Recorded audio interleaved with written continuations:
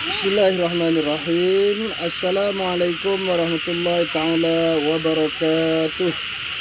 Alhamdulillahi rabbil alamin. Wabihi nasta'in ala umuri dunia wa din. Assalatu wassalamu ala ashrafil anbiya'i wal mursalin. Wa ala alihi wa ashabihi wa man tabi'ahum bi ihsanin ila yaumiddin. Amma ba'. Yang dimuliakan Tuan pengurusi surau, seterusnya para IJK Surau An-Nur, tuan-tuan muslimin dan muslimat yang dirahmati oleh Allah Subhanahu Wa Taala. Alhamdulillah, syukur kita kepada Allah Subhanahu Wa Taala yang mana dengan limpah kurnianya sama-sama dapat dipertemukan pada malam ini dalam kuliah ataupun tazkirah isyak.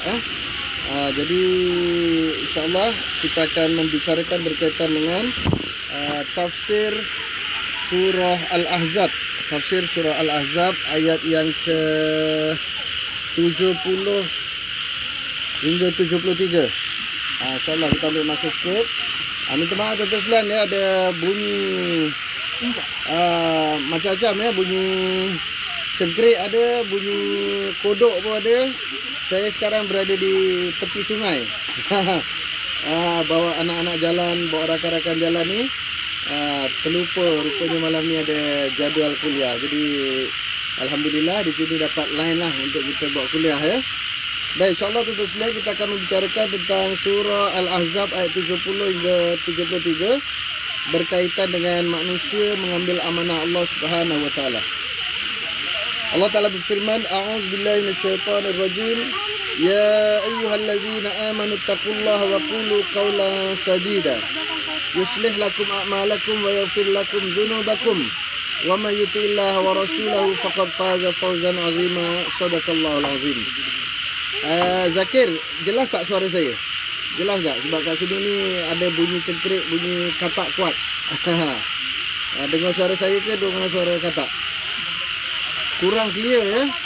Oh, kurang clear tu lah. Saya tadi terlupa pula bawa mikrofon. Mikrofon tak bawa.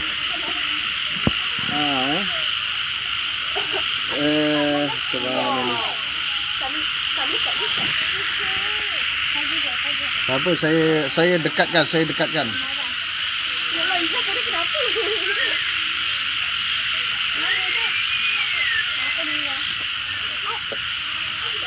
Baik, tuan-tuan, Allah Subhanahu Wa Taala mengingatkan kita di dalam surah Al-Ahzab ayat 70 bahawa lidah manusia ini adalah seperti mesin. Sama ada mesin untuk membuat pahala ataupun mesin membuat dosa.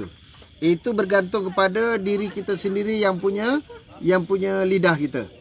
Kalau kita nak dapat pahala banyak, nak jadikan lesen pahala, kita menggunakan lidah kita untuk perkara yang baik-baik. Adapun sekiranya kita salah gunakan lidah kita, maka kita akan menjadikan mesin membuat dosa. Sebab itu ayat yang saya bacakan tadi, ya ayyuhallazina amanu taqullaha wa qulu qawlan sadida. Yuslih lakum a'malakum wa yaghfir lakum dzunubakum. Wa may yuti'illaha wa rasulahu faqad faza fawzan 'azima. Shadaqallahul 'azim. Wahai orang-orang yang beriman, bertakwalah kamu kepada Allah Subhanahu Wa Taala dan katakanlah perkataan-perkataan yang benar. Jadi bila kita berkata perkataan yang benar, maka apa yang berlaku tuan-tuan sekalian, kita akan diberikan pahala dan ganjaran yang baik oleh Allah Subhanahu Wa Taala. Sekiranya kita menyalahgunakan lidah kita mengatakan perkara-perkara yang tidak baik, perkara-perkara yang tidak benar, maka apa yang berlaku tuan-tuan sekalian, bahawa kita akan menjadikan lidah kita ini sebagai kilang membuat dosa. Dan tuan-tuan kena ingat bahawa kita mati nanti kita kena bawa bekal. Macam kita nak pergi melancong, kita nak pergi umrah, nak pergi mana-mana, kita akan bawa bekal. Bekal kita apa dia? Bekal kita ialah wang, ringgit. Kalau kita pergi Amerika, pergi mana-mana, kita akan bawa USD. Kalau kita pergi ke Europe, kita akan bawa euro.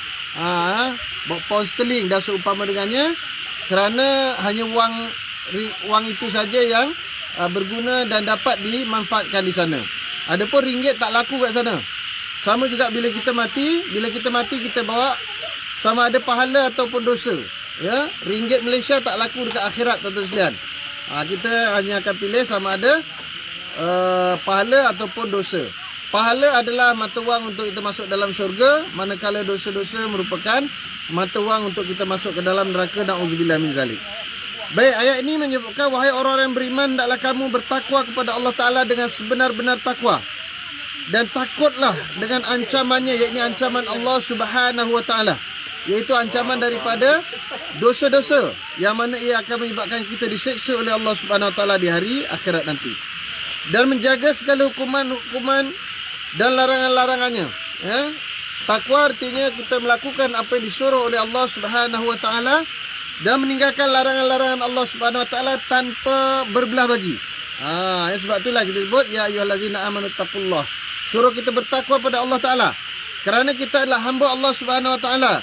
Dalam surah Az-Zariyat ayat 56 misalnya, Allah Ta'ala menyebutkan, وَمَا خَلَقْتُ الْجِنَّ وَالْإِنسَ إِلَّا لِيَعْبُدُونَ. Tidak aku jadikan jin dan manusia melainkan untuk mereka mengabdi diri. Mana kita jadi hamba. Bila jadi hamba, kita kena taat perintah Allah Ta'ala tanpa berbelah bagi. Barang perkara apa yang disuruh oleh Allah Ta'ala buat, kita kena buat tanpa dakwa-dakwi, tanpa kita banyak songeh nak bertanya. Dan barang perkara yang dilarang oleh Allah Subhanahu Wa Ta'ala begitu juga, hendaklah kita segera meninggalkannya tanpa kita banyak songeh ataupun banyak bertanya, kenapa tak boleh, kenapa begitu, kenapa begini. Tapi sebaliknya, sebagai seorang hamba, apa yang disuruh oleh Allah Ta'ala kena buat tanpa berbelah bagi. Begitu juga apa yang dilarang, hendaklah kita tinggalkan tanpa berbelah bagi. Dan apabila seseorang itu mempunyai takwa, dia akan menjaga hukum dalam segenap kehidupannya. Apa-apa saja yang ingin dilakukannya, apa-apa saja yang ingin dicakapkan, dituturkan, difikirkan, maka Allah Subhanahu Wa Ta'ala sentiasa berada di dalam hatinya, di dalam fikirannya. Mana dia nak buat sesuatu, dipikir, ini Allah Ta'ala suka ke tak suka, ini Allah Ta'ala izin ke tak izin, ini Allah Ta'ala bagi pahala ke dosa. Ini orang yang bertakwa. Sehingga kalau dia nak melakukan ibadah pun, kadang-kadang dia bimbang kalau ibadahnya tidak diterima oleh Allah Subhanahu Wa Ta'ala.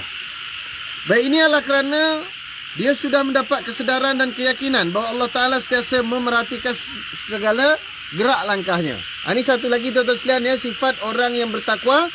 Dia ada satu sifat yang dinamakan sifat muraqabah. Muraqabah artinya dia sentiasa merasai dirinya, sentiasa diperhatikan oleh Allah Subhanahu Wa Ta'ala. Apa yang dilakukan sentiasa dipantau oleh Allah Subhanahu Wa Ta'ala. Sebagai contoh, ini perumpamaan tuan-tuan sekalian, ya, macam kita dengan ayah kita, ya.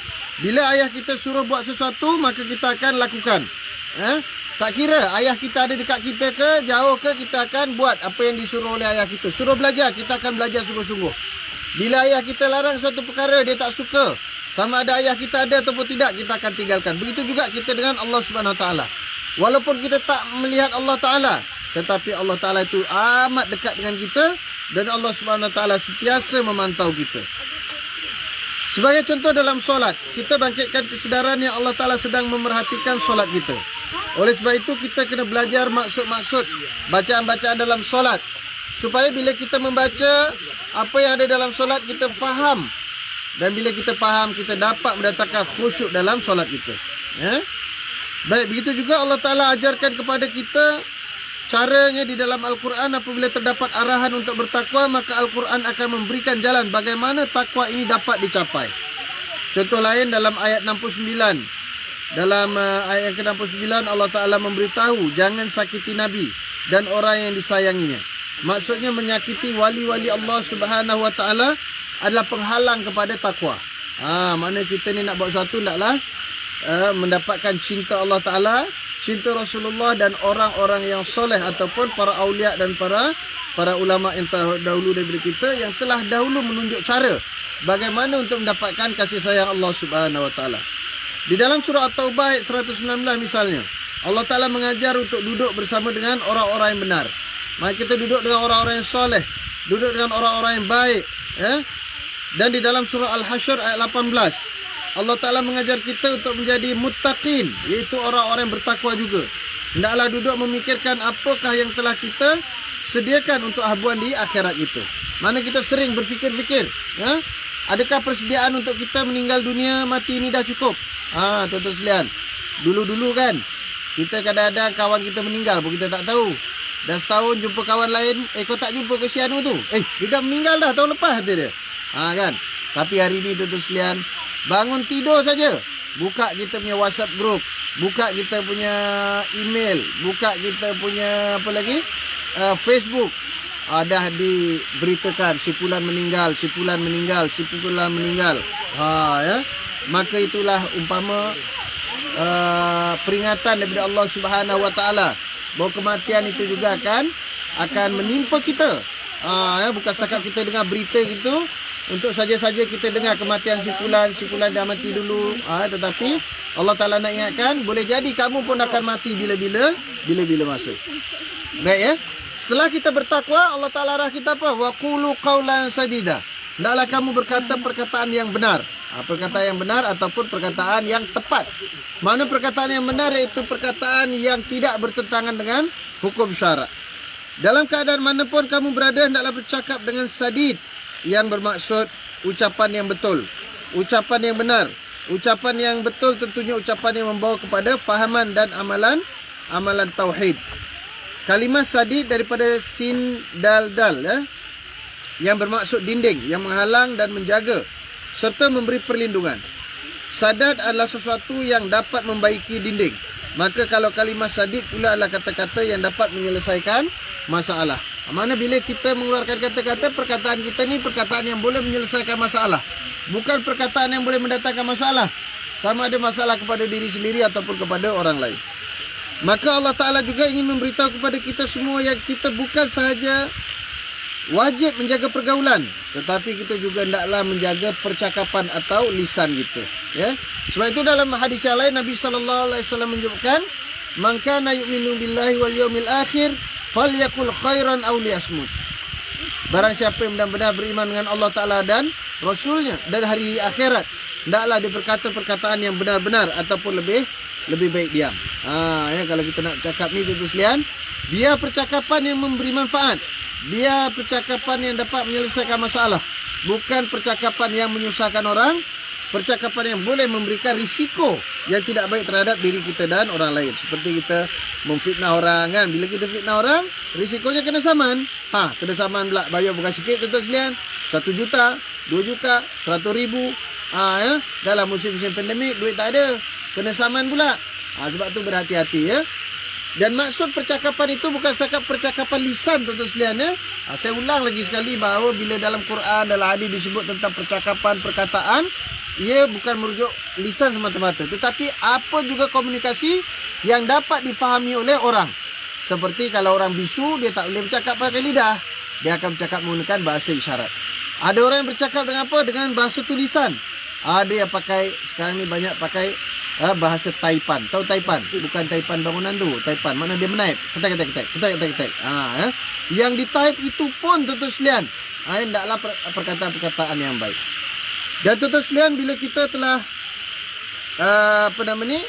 bercakap tadi, percakapan yang baik yang menyelesaikan masalah. Ada contoh tuan-tuan sekalian ya. Sebenarnya ayat ni berkaitan dengan kekeluargaan juga. Contoh seorang suami. Kalau seorang suami tu contohnya dia balik lambat, dia jangan cuma cakap, dia kata, "Yang abang balik lambat." Jadi orang rumah kita tu dia jadi terpinga-pinga tau.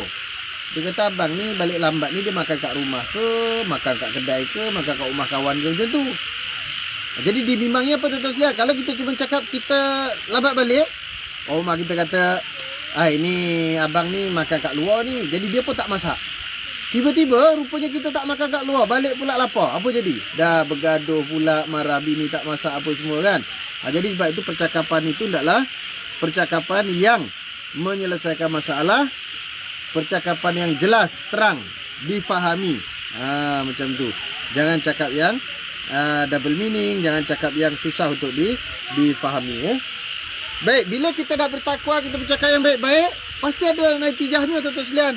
Apa yang kita baik ini, apa yang kita lakukan, baik ataupun buruk, pasti ada natijahnya.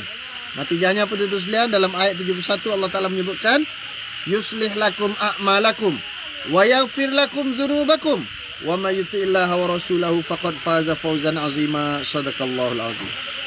Nescaya Allah memperbaiki bagimu amalan-amalanmu dan mengampuni bagimu dosa-dosamu, dan barang siapa mentaati Allah dan Rasulnya, maka sesungguhnya dia telah mendapat kemenangan yang besar. Baik. Bila kita bertakwa, bila kita bercakap baik-baik, Allah Ta'ala bagi natijah kita apa? Yuslih lakum a'malakum. Allah Ta'ala akan perbaiki amalan-amalan kamu. Sebab apa tuan-tuan sekalian? Bila kita dah mengajak orang buat baik, takkan kita tak buat kan? Kita ajak orang, jom kita sembahyang berjemaah. Takkan kita tak sembahyang berjemaah? Itu namanya muka tak tahu malu. Cakap tak serupa bikin. Tapi bila kita tuan-tuan sekalian, dah ajak orang, pasti kita ada kekuatan untuk kita melakukan kebaikan. Jadi tak adalah tuan-tuan sekalian yang orang kata apa? Alah, aku belum baik lagi, takkan aku nak ajak orang. Alah, aku ni apalah, ilmu pun sikit sangat. Kan? Padahal Nabi dah sebut dah. Apa kata Rasulullah? Balighu anni walau kana ayah. Sampaikan olehmu dariku walaupun satu ayat. Ada ilmu sikit, sampaikan apa yang ada tuan-tuan sekalian. Macam tu. Jadi tuan-tuan sekalian macam tu juga. Bila kita dah mengajak orang yang baik-baik, Allah Ta'ala permudahkan untuk kita beramal dengan kebaikan. Yuslih lakum a'malakum. Akan dipermudahkan, akan diperbaiki amalan-amalan kamu. Bila amalan kita dah jadi baik, apa berlaku tuan-tuan sekalian? Wa yaghfir lakum dzunubakum. Pastilah Allah Ta'ala akan mengampuni dosa-dosa kamu. Siapa lagi yang nak ampunkan dosa kita kalau bukan Allah Ta'ala, tuan-tuan sekalian? Orang lain tak boleh ampunkan dosa kita. Dan kalau Allah Ta'ala tak ampunkan dosa kita, siapa lagi yang kita harapkan? Ada yang dalam zikir taubat tu sebutkan. Ilahi abdukal asi ataka muqirram bi dhunubi wa qaddaka wa in taghfir fa anta lidzaka ahlu wa in tatrud faman arju siwaka. Kan kita cakap apa? Ilahi abdukal asiataka. Wahai Tuhan, ini hamba Tuhanku. Ini hambamu datang. Hambamu apa? Hambamu yang banyak buat maksiat datang menghadapmu, wahai Tuhan. Kemudian kita minta, wahai Tuhan, ampunilah dosa. Kita minta Tuhan ampunkan dosa kita. Kalau Allah Ta'ala terima, Allah Ta'ala ampunkan dosa. Memang Allah Ta'ala lah selayaknya mengampunkan dosa kita. Sebab Allah Ta'ala Maha Pengampun lagi Maha Penyayang. Tetapi sekiranya Allah Subhanahu Wa Ta'ala tidak mengampunkan dosa kita, siapa lagi yang akan kita harapkan? Inilah tuan-tuan sekalian, bagaimana Allah Subhanahu Wa Ta'ala akan memberikan natijah yang baik kepada orang-orang yang bertakwa. Kemudian dia mengajak orang melakukan kebaikan. Dia berkata yang baik, Allah Ta'ala permudahkan segala urusan-urusan untuk memperbaiki amal ibadahnya dan mengampunkan dosa-dosanya. Masya Allah tuan-tuan sekalian, siapa lagi akan mengampunkan dosa kita kalau bukan Allah Ta'ala? Allah Ta'ala Maha Pengampun, Maha Penyayang. Banyak mana dosa kita tuan-tuan sekalian, Allah tetap akan mengampunkan dosa kita. Tapi dengan syarat apa? Syaratnya hendaklah kita taubatan nasuha. Taubat nasuha dengan penuh keikhlasan. Bukan taubat sambal belacan. Tahu taubat sambal belacan? Kan orang makan sambal belacan, kadang-kadang dia pedas kan? Pedas. Tak mau makan lagi ya. Tapi nanti bila nak makan, tanya orang rumah, yang sambal belacannya mana? Kan tak makan pedas kan tak sedap kan? Tapi bila pedas, tobat. Macam tu juga kadang-kadang kita ni tuan-tuan sekalian, bila kita melakukan kesilapan, kesalahan, lalu kita dibala oleh Allah Ta'ala, ketika itulah kita ingat nak bertaubat. Tapi kadang-kadang bila kita sudah dalam keadaan selesa, dalam keadaan senang, kita lupa balik tuan-tuan sekalian. Kemudian apa lagi tuan-tuan sekalian? Bila Allah Ta'ala telah mengampunkan dosa-dosa kita, kemudian Allah Subhanahu Wa Ta'ala menyatakan, wa may yuti'illaha wa rasulahu faqad faza fawzan azima. Barang siapa yang mentaati perintah Allah Subhanahu Wa Ta'ala dan Rasulnya, merekalah orang yang beroleh kemenangan, yakni kemenangan yang besar. Sebab itu tuan-tuan sekalian, kita disuruh hidup kat dunia ini, tak banyak suruhan Allah Subhanahu Wa Ta'ala. Suruhannya ialah supaya kita mentaati perintah Allah Subhanahu Wa Ta'ala dan mengikuti jejak langkah Rasulullah Sallallahu Alaihi Wasallam. Kerana tuan-tuan sekalian, kita diutus oleh Allah Ta'ala ke dunia ini untuk dicoba oleh Allah Ta'ala. Apa dalam Quran sebut? Liyabluwakum ayyukum ahsanu amala. Untuk diuji siapa yang terbaik amalan. Bila kita beramalkan amal-amal yang baik, kita berjaya, maka kita akan balik ke kampung halaman kita. Tuan-tuan kena ingat ni, kampung halaman kita bukan Seksyen 20, bukan Sabak Bernam, bukan Kuala Kubu. Asal usul kita dulu tuan-tuan sekalian, kita adalah ahli syurga. Kampung halaman kita dulu asalnya ialah syurga.